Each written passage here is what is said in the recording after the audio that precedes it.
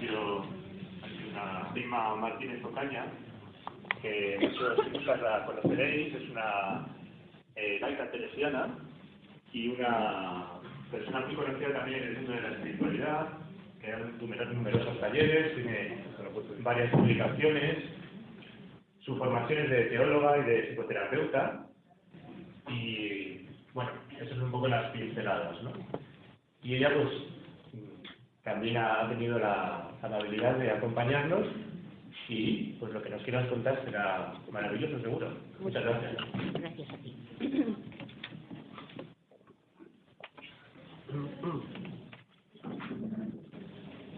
Buenos días a todas y a todos. Gracias por haberme invitado y comienzo alegrándome mucho de la intervención de Emilio, porque me libra parte de lo que de la introducción que yo iba a decir, ¿no? ¿Qué aporta la espiritualidad a una sociedad laica, justa? Aporta muchísimo. El problema está, en mi opinión, la gran parte del problema, en que la palabra espiritualidad ha llegado a nosotras contaminada y reducida. Contaminada por el dualismo que ha expresado muy bien Emilio. Arriba Dios, abajo la tierra, y reducida a la religión. Incluso dentro de la religión, a lo cultural, al rezo, y eso ha hecho un inmenso daño a la espiritualidad. Espiritualidad, como sabemos, viene del espíritu, ese aliento vital, esa presencia de esa entramada de la vida, de esa presencia siempre sustentante, que no está fuera de nada, ni dentro de nada. Es lo que alienta que todo sea lo que es. Donde hay ser está el aliento de ese espíritu. Esa presencia hace que quienes son espirituales llegan a ese descubrimiento, a esa experiencia que nos narraba tan bellamente Emilio, ¿no? A descubrir que formamos un entramado, un profundo entramado de relaciones, que todo es relación, no entra en relación, sino que es relación, y por tanto somos unidad. Y en esa unidad ya no hay separación egoica, hay ser que somos. Por tanto, hablar de espiritualidad es hablar de lo más hondo del ser, haber descubierto la auténtica realidad que existe. Unas veces se percibe y otras todavía no. Pero sin duda estamos dando un salto importante, un salto cualitativo hacia ese gran descubrimiento. Me acosté pensando, cuando me llamaron, ¿qué puede aportar la espiritualidad a una sociedad?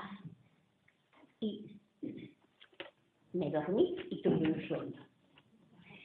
Un sueño que vosotras y vosotros me diréis después si ha sido solo sueño, porque los sueños son, o es premonitor de lo que ya está pasando, de lo que ya muchas y muchos tenemos experiencia, pero que visto así en conjunto, pues resultaba muy bello. En el sueño me desperté en una sociedad nueva. Algunos rasgos, nombro que después intentaré definir un poquito más. Esa sociedad se caracterizaba primero por una profunda conciencia lúcida. Primero conciencia de esa realidad que somos, de esa profunda unidad. Conciencia lúcida de lo que pasaba, del por qué pasaba, qué consecuencias tenía lo que pasaba. Conciencia lúcida también de las propias incoherencias personales. Me llamó la atención esa conciencia, pero también descubrían todo aquello que dentro de lo real era potencia, era esperanza. Lo real no era solo lo fáctico, lo real era también lo que está en germen, esperando poder amanecer. Otra característica que me llamó la atención era la conmoción de las entrañas, la compasión. No podían pasar indiferente ante el dolor de los demás. Se les estremecían las entrañas y trabajaban, luchaban para no solo superar el dolor, sino también para trabajar en el cambio de estructuras que muchas veces son las que causan un gran dolor. verificaban con sus vidas que habían entendido que éramos relación. Sus relaciones no eran competitivas, sino de cooperación. No luchaban por el poder, sino por el cuidado. Y el modo de vivir les hacía profundamente felices, viviendo así. Me llamó la atención otra característica, su elevado sentido ético. La tolerancia cero ante la corrupción, la gran corrupción y las pequeñas corruptelas de nuestras vidas. La búsqueda de los derechos humanos, derechos de la tierra, derechos de los animales, era su guía de acción. También me llamó la atención, otra característica que me llamó la atención de ellos era su capacidad de resistencia, su resiliencia, se dice. Habían sufrido muchos embates, muchos engaños, muchas mentiras, muchas calumnias, pero resistían. No tenían miedo, me ha gustado mucho la expresión, no tenían mucho que perder porque estaban en el ser. Sorprendida por lo que veía, les pregunté cómo habían llegado hasta ahí. Me reuní con grupos de colectivos, círculos, y me empezaron a contar con mucho detalle lo que les había pasado. Me contaron que a finales del siglo XX, XXI, principios, una gran crisis lo dominaba todo. Crisis global. Pero no se dejaron asustar.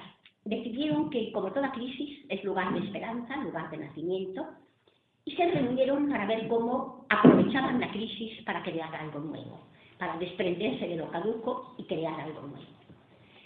Se pusieron a estudiar profundamente, en círculos, en grupos, y decidieron que iban a nombrar la realidad con 6 imágenes simbólicas que eran lúcidos para ellos, para ellas, pero también eran pedagógicamente fáciles de explicar para el resto de la gente. Estas imágenes eran contrapuestas.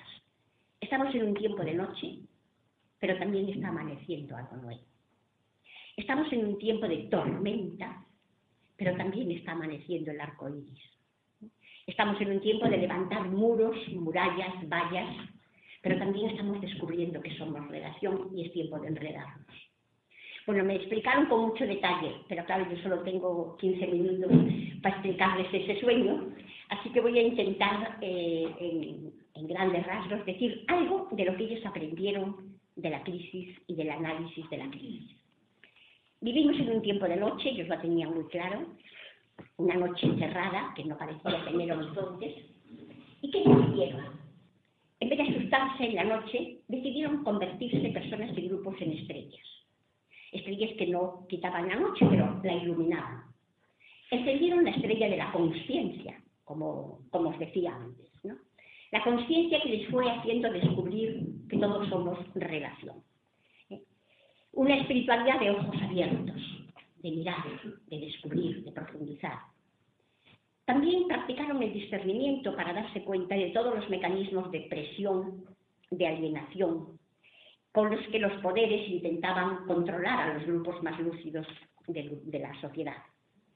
Ese discernimiento les ayudó a 2 cosas, a buscar caminos nuevos y a unir sus pasos a otros grupos, porque se descubrieron que solos no se puede hacer nada.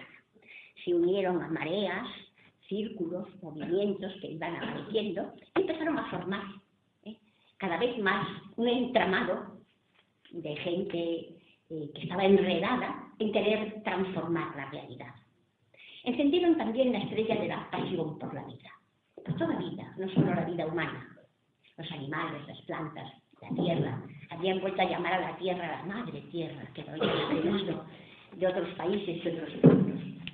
Y se decidieron a trabajar por una sociedad de la sustentación de la vida. Esa era la gran pasión.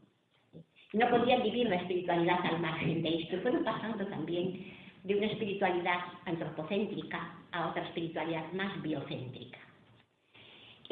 También encendieron la estrella del silencio, de la contemplación, del descubrimiento de ese yo último que, como escuchábamos antes, algunos del grupo me decían, lo he apuntado todo porque en el sueño no me podía quedar sin nada.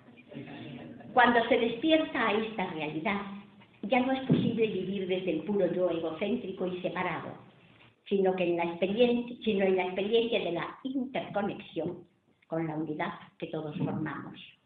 no solo como comunidad humana, sino como todo el entramado de la vida.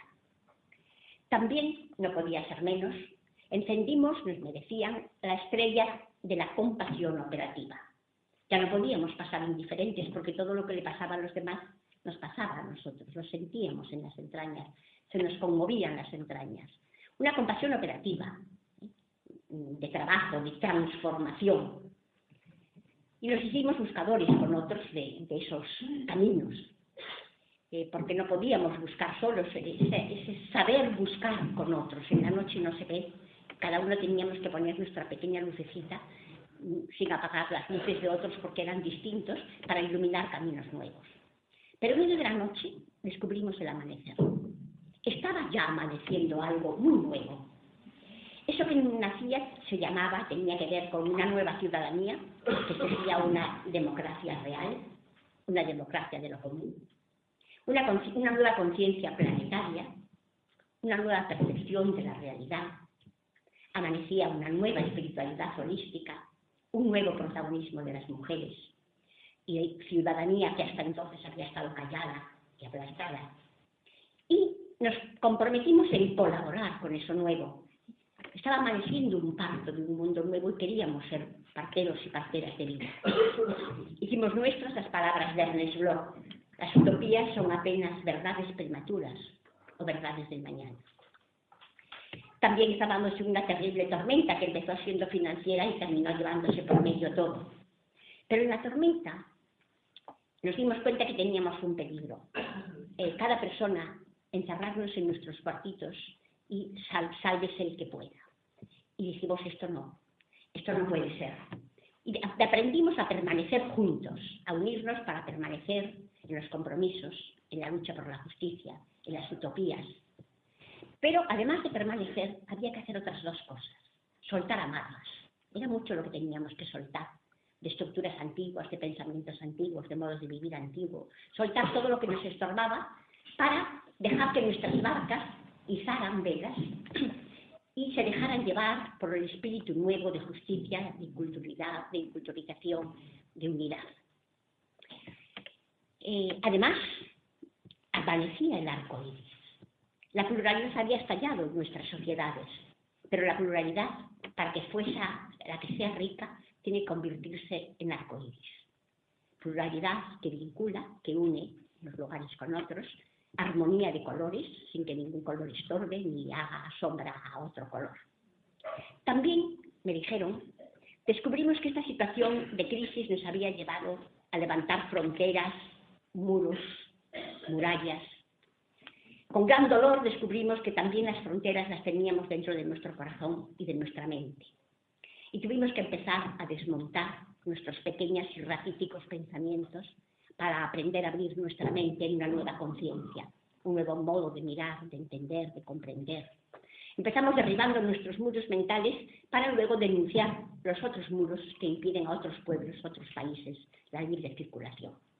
Pero como os decía antes, además de muros, me decían, descubrimos que ya vivíamos en red, que ya éramos red. La realidad es una red de relaciones, un manto inconsútil que no se rompe. Me dice que tengo 2 minutos, así que el sueño lo voy a tener que precipitar. En medio del grupo de esto, de repente, esto se terminó, me dice una mujer. Lo único importante para empezar, y cómo empezar, que cada uno haga de su cuerpo un cuerpo espiritual. ¿Y esto qué es? Y lo voy a leer porque aquí tardo menos. Me dijeron, pues esto es cuando nuestros ojos no se cierran a la realidad, ven con lucidez, renuncian a la mirada que mata, al mirar levanta, ama, recompone, reestructura. Cuando nuestros oídos no se cierran al grito y a las alegrías de nuestro pueblo, sino que saben escuchar las voces silenciadas y silenciosas. Cuando nuestra boca se cierra a la maledicencia y a la maldición, pero no renuncia a la protesta y a la denuncia. Nuestra boca sabe hablar y callar como lenguaje de amor. Sabe buscar la auténtica felicidad de construir la justicia. Nuestra boca sabe besar y hacer el beso el lenguaje del amor. Nuestra boca sabe reír para no tomarnos demasiado en serio con sentido del humor. También me dijeron, nuestro corazón se hace grande, se llena de nombres, se hace casa de acogida. En nuestro corazón caben todos y palpita el ritmo de la vida.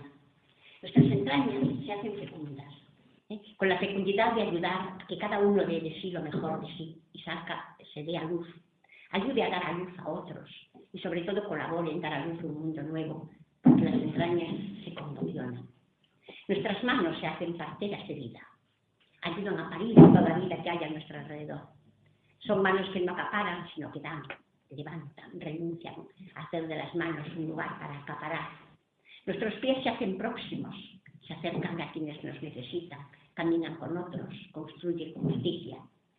Vivimos nuestra sexualidad y las diferencias sexuales no como un lugar para la lucha de poder ni para la discriminación, sino para vivir juntos, sabiéndonos formando parte del todo. Me desperté.